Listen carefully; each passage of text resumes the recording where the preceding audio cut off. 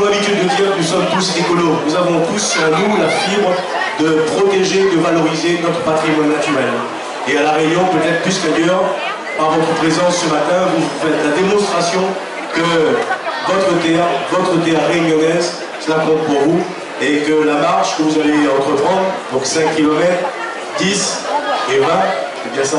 Donc la marche que vous allez entreprendre, tous les fonds qui sont récoltés vont servir cette année à une association qui est l'association Globis, qui s'occupe de comprendre tout ce qui concerne donc les mammifères marins et en particulier les baleines ici sur la Réunion. Et chaque année, donc, les sommes qui ont été récoltées ont été reversées donc, à une association qui œuvre dans le domaine de l'environnement, dans le domaine de l'écologie.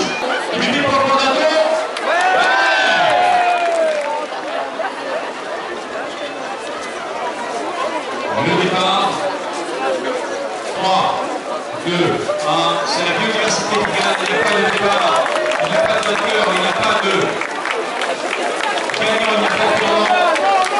C'est le fondateur et son esprit de partage qui sera mis en avant.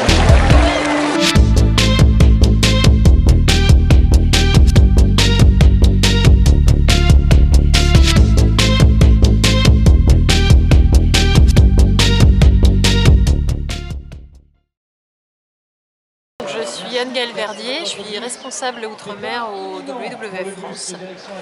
Alors aujourd'hui c'est le Pendathlon.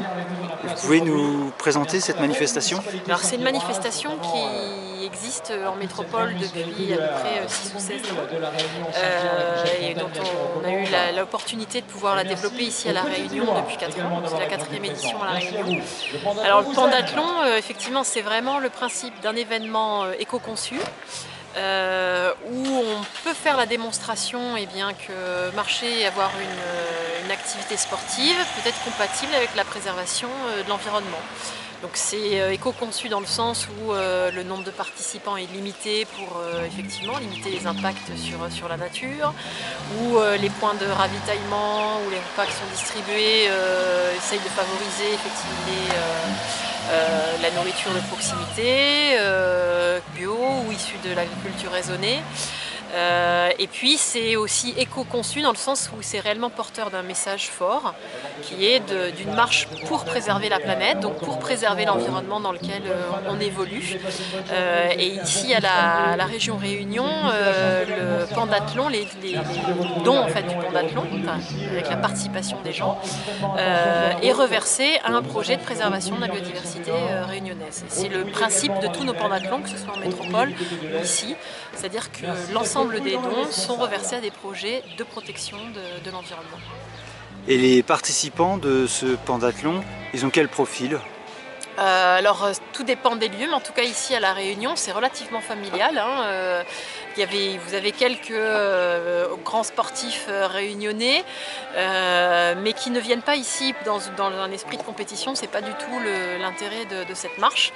Mais donc ça se mêle très bien avec des familles. Moi j'ai même croisé sur le 10 km des petits bouts de choux de 4-5 ans qui font ça de façon familiale et qui viennent découvrir une partie de leur patrimoine. Et on retrouve ce même profil en métropole ou pas? Oui, on retrouve ce même profil en métropole, sachant qu'en métropole la formule est un petit peu différente, puisqu'en fait ce sont des équipes de 4 et on demande en fait aux participants également de pouvoir lever des fonds pour participer à l'événement. Donc il y a aussi un certain nombre d'entreprises, de fondations qui participent ensemble.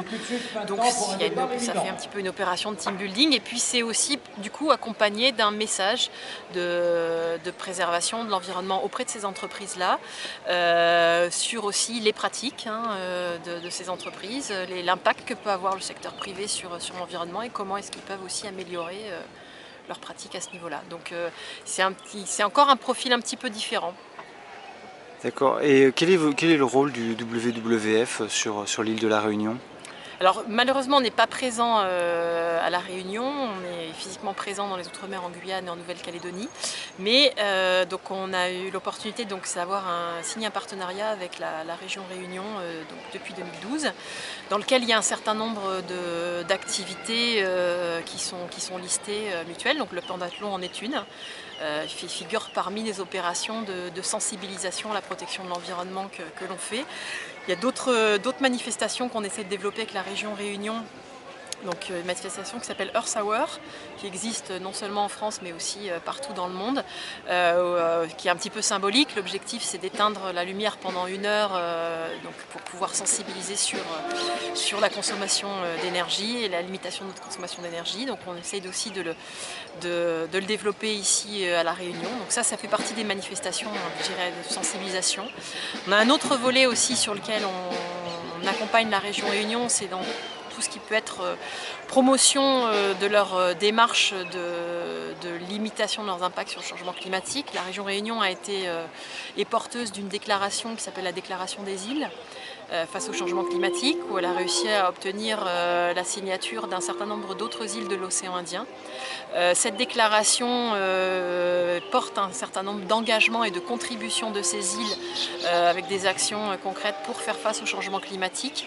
Et donc nous, on fait en sorte de pouvoir la relayer, notamment de pouvoir la relayer à la COP21 dans les différentes instances où on pourra s'exprimer. C'est-à-dire que ça fait partie des contributions, je dirais, des îles et surtout des contributions sur tout ce qui est un peu aussi économie bleue et verte et bleue qui pourrait arriver au niveau de la COP21. Et puis enfin, on essaye de travailler ensemble à la mise en œuvre de programmes régionaux, essentiellement sur le milieu marin. On soutient la région Réunion dans son idée d'essayer de faire inscrire le chemin des baleines à l'UNESCO. Donc c'est encore un projet qui est balbutiant, hein, donc il faut voir après quelle route un peu on suit, mais c'est l'idée. Et à l'inverse ici, donc la région Réunion a une place non négligeable dans son environnement régional au sein de l'océan Indien. On sait que certaines parties de l'océan Indien occidental sont vraiment reconnues comme des hotspots de biodiversité, particulièrement le canal du Mozambique et le nord du canal du Mozambique. Et donc là, c'est le WWF, le réseau WWF, avec un certain nombre de partenaires de l'océan Indien, ont un projet de travailler une meilleure gestion concertée des ressources marines et côtières de cette zone. Donc là aussi, on travaille avec la région Réunion pour voir comment est-ce que la région peut s'impliquer dans ce rayonnement régional et participer à la préservation des ressources marines et côtières de cette sous-région. Est-ce que vous avez bon espoir pour la COP21? Est-ce que le WWF a bon espoir qu'enfin les décideurs, les gouvernements se mettent véritablement d'accord? Je pense qu'il faut l'avoir, cet espoir, hein, sinon on ne continuerait pas à faire ce qu'on fait. Maintenant, il y a encore un certain nombre de contributions et d'engagements qui ne sont pas parvenus. Donc les 3 prochains mois, j'irai jusqu'à la COP, hein, le WWF va inlassablement essayer de mobiliser les différents gouvernements pour réellement prendre des engagements tangibles et qui fassent la différence et qui permettent d'atteindre un accord contraignant en décembre. C'est pas encore gagné, c'est pas qu'un travail de WWF France, c'est vraiment l'ensemble du réseau WWF et puis toutes les organisations environnementales qui militent et qui font pression sur leurs différents gouvernements respectifs. Voilà, on espère.